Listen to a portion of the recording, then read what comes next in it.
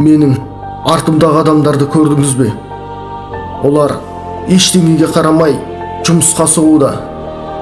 Кейде күнделікті жұмысымыздан бас алмай, өмірдің сұлулығынан ләззат алуды ұмытып кетеміз. Біз зомби сияқтымыз.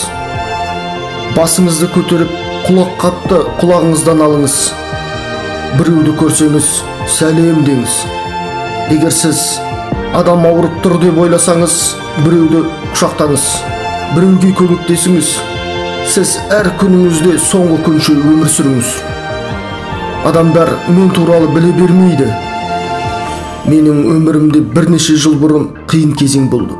Мен ол туралы ешқашан ешкімге тіс жармадым.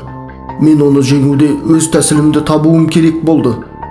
Менің бақытты болуымда аяқтан шалған адам өзім екен.